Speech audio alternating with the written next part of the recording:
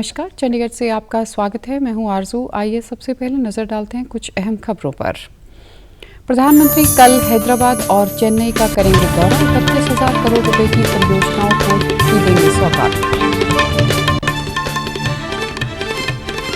पंजाब सरकार ने group C और डी के पदों की भर्ती के लिए पंजाब योग्यता परीक्षा 50% अंकों के साथ पास करना किया अनिवार्य। और महर्षि कश्यप के जन्मोत्सव पर करनाल में हरियाणा के मुख्यमंत्री मनोहर लाल ने की कई घोषणाएं। बोले, महर्षि कश्यप की जयंती पर मिलेगा वैकल्पिक अवकाश। कुरुक्षेत्र यूनिवर्सिटी में स्थापित होंगी महर्षि कश्यप के नाम पर चेयर। अब समाचार विस्तार से। प्रधानमंत्री नरेंद्र मोदी कल हैदराबाद जाएंगे। वे इंडियन स्कूल ऑफ बिजनेस के 20वें वार्षिक समारोह और 2022 के स्नातकोत्तर कार्यक्रम के दीक्षांत समारोह में भाग लेंगे। इस अवसर पर प्रधानमंत्री हैदराबाद और मोहाली के छात्रों को संबोधित करेंगे और अकादमिक उत्कृष्टता के लिए पदक प्रदान करेंगे। श्री मोदी एक स्मारक पट्टिका का अनावरण भी करेंगे। प्रधानमंत्री के दौरे के मद्देनजर सुरक्षा के व्यापक इंतजाम किए जा रहे हैं। प्रधानमंत्री नरेंद्र मोदी शाम को चेन्नई में विभिन्न परियोजनाओं का उद्घाटन करेंगे और आधारशिला रखेंगे। इन 11 परियोजनाओं की कुल लागत 31,500 करोड़ रुपए है। मोदी प्रधानमंत्री आवास योजना के तहत लाइट हाउस में बने 1152 आवासों का भी उद्घाटन करेंगे। इन पर 116 करोड़ रुपए की लागत आई है। इसके अलावा वे 28,540 करोड़ की 6 परियोजनाओं की आधारशिला रखेंगे। मुख्य परियोजनाओं में 262 किलोमीटर लंबी बेंगलोर चेन्नई एक्सप्रेस वे है, जिसे 14,000 करोड़ रुपए की लागत से बनाया जाएगा। पंजाब सरकार ने ग्रुप सी और डी के पदों की भर्ती के लिए उम्मीदवारों को पंजाबी योग्यता परीक्षा कम से कम 50% अंकों के साथ पास करना लाजमी कर दिया है। पंजाबी भाषा को प्रफुल्लित करने के उद्देश्य से यह बड़ा फैसला मुख्यमंत्री भगवंत मान ने अपनी सरकारी रिहाइश पर अधिकारियों के साथ बैठक करते हुए लिया। इस दौरान उन्होंने कहा कि अब ग्रुप सी और डी के पदों की भर्ती के लिए उपस्थित होने वाले सभी उम्मीदवारों के लिए संबंधित पदों के लिए अपेक्षित भर्ती परीक्षा से पहले पंजाबी योग्यता परीक्षा को कम से कम 50% अंकों के साथ पास करना लाजमी होगा। बैठक में बताया गया कि राज्य सरकार ने पहले ही 26,454 पदों के लिए भर्ती मुहिम शुरू की है, जिसमें ग्रुप सी और डी पदों की संख्या काफी ज्यादा है। राष्ट्रव्यापी टीकाकरण अभियान के तहत अब तक 192 करोड़ 67 लाख से अधिक टीके लगाए जा चुके हैं। वर्तमान में 14,971 रोगियों का इलाज चल रहा है। पिछले 24 घंटों में 1,977 लोग संक्रमण से ठीक हुए और 2,124 नए मामले दर्ज किए गए। स्वस्थ होने की दर 98.75% है। वहीं चंडीगढ़ में कल कोरोना के 13 नए संक्रमित मिले और 7 दिन की अवधि पूरी करने वाले 8 मरीजों को छुट्टी दे दी गई। अब शहर में सक्रिय मरीजों की संख्या 80 रह गई है। स्वास्थ्य विभाग ने 24 घंटे में 1136 लोगों की जांच की, जिनमें 5 पुरुष और 8 महिलाएं संक्रमित मिली हैं। शहर में संक्रमण की दर 1.4% पर पहुंच गई है। केंद्र सरकार ने चीनी मौसम के दौरान 100 लाख मीट्रिक टन चीनी के निर्यात की अनुमति दी है। सरकार ने यह फैसला देश में चीनी की उपलब्धता और मूल्य में स्थिरता बनाए रखने के लिए किया है। विदेश व्यापार महानिदेशालय की ओर से जारी आदेश के अनुसार अब चीनी का निर्यात चीनी निदेशालय, खाद्य और सार्वजनिक वितरण विभाग की अनुमति से किया जाएगा। यह आदेश 1 जून से 31 अक्टूबर तक या अगले आदेश तक प्रभावी रहेगा। वर्ष 2020-21 के चीनी मौसम के दौरान 60 लाख मीट्रिक टन के निर्धारित लक्ष्य से आगे बढ़कर 70 लाख मीट्रिक टन चीनी का निर्यात हुआ है। मौजूदा चीनी मौसम 2021-22 में 90 लाख मीट्रिक टन चीनी के निर्यात का अनुबंध पर हस्ताक्षर किए गए हैं। चीनी मिलों से 82 लाख मीट्रिक टन चीनी निर्यात के उद्देश्य से दी जा चुकी है और लगभग 78 लाख मीट्रिक टन का निर्यात किया जा चुका है। मौजूदा चीनी मौसम 2021-22 में चीनी का निर्यात ऐतिहासिक रूप से उच्चतम है। सरकार का यह फैसला चीनी के रिकॉर्ड निर्यात को देखते हुए आया है। सरकार के फैसले से चीनी मौसम के अंत तक 60 से 65 लाख मीट्रिक टन भंडार सुनिश्चित हो सकेगा, जो 2 से 3 महीने के घरेलू उपयोग के लिए पर्याप्त है। हरियाणा के मुख्यमंत्री मनोहर लाल ने करनाल में आयोजित महर्षि कश्यप जयंती समारोह में उनके नाम पर वैकल्पिक अवकाश की घोषणा की। साथ ही महर्षि कश्यप की जीवनी पर शोध के लिए कुरुक्षेत्र विश्वविद्यालय में विशेष व्यवस्था कर 15 लाख रुपए देने का ऐलान किया। कश्यप समाज के लिए कई घोषणाएं करते हुए मुख्यमंत्री ने कहा कि करनाल सेक्टर 14 का चौक और जुंडला राजकीय कॉलेज का नाम महर्षि कश्यप के नाम से होगा। उन्होंने करनाल, कुरुक्षेत्र, बिलासपुर और सफीदों की कश्यप समाज की 4 अधूरी धर्मशालाओं के लिए 44 लाख रुपए के अनुदान देने की भी घोषणा की। महर्षि कश्यप जी के नाम से कोई चौक रखा जाए तो इस चौक के लिए कोई चौक के लिए बाकी जिलों की तो जाके वहां बात करेंगे, लेकिन करनाल मेरी यहां के लोगों से बात हो गई है। DC colony sector 14 Meerut road, ये जो चौक है, क्रॉसिंग है, इस क्रॉसिंग का नाम महर्षि कश्यप चौक करनाल का ये रखा जाता है।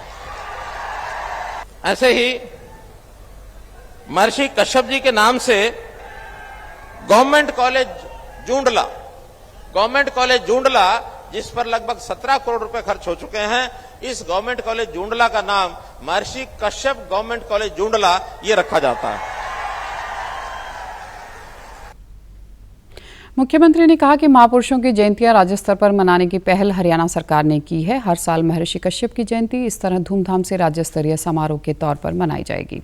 इसके अलावा कबीरदास, महर्षि वाल्मीकि, डॉक्टर भीमराव अंबेडकर और गुरु रविदास आदि की जयंती भी राज्य स्तर पर मनाई जा रही है। कार्यक्रम के दौरान मुख्यमंत्री ने कहा कि कमजोर वर्ग के उत्थान और सबके समुचित विकास के लिए हर जिले में एक अंत्योदय कौशल विकास केंद्र खोला जाएगा।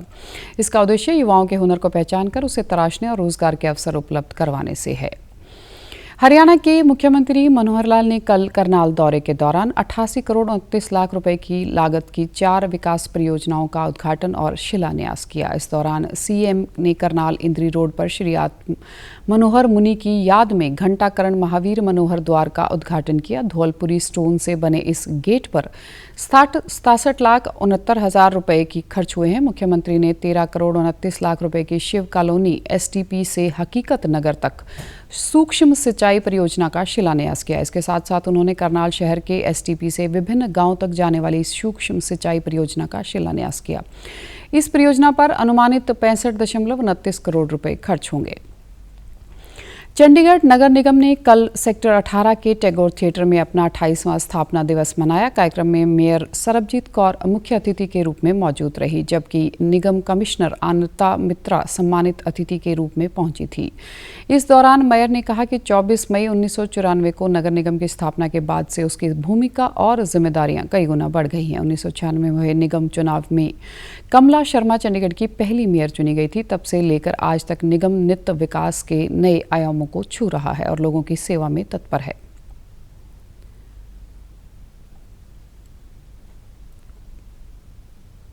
आज 12-13 लाख की पॉपुलेशन पे भी हम वही चंद लोग हैं, उतने ही ऑफिसर्स हैं, उतने ही मुलाजिम हैं जो दिन रात काम करके शहर की सेवा कर रहे हैं। शहर को साफ भी रखने की कोशिश, शहर को अलग अलग सर्विसेज देने की कोशिश, ये सारा कुछ हम कर रहे हैं। तो आप सबको बहुत बधाई। मेयर सरबजीत कौर ने बताया कि इससे पहले 2018 में स्थापना दिवस कार्यक्रम मनाया गया। कोविड के चलते 2 साल तक हम यह जश्न नहीं मना सके। इस तरह के कार्यक्रम कर्मचारियों और अधिकारियों में जोश पैदा करने का काम करते हैं।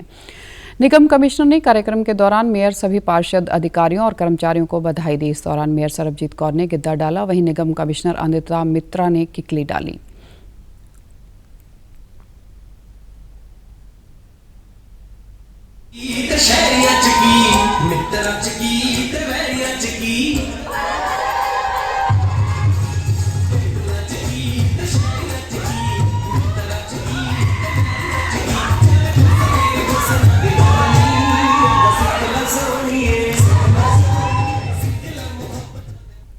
इस दौरान निगम कर्मचारियों ने स्वच्छता पर पैरोडी के अलावा भांगड़ा, गिद्दा और बॉलीवुड गानों पर प्रस्तुति दी।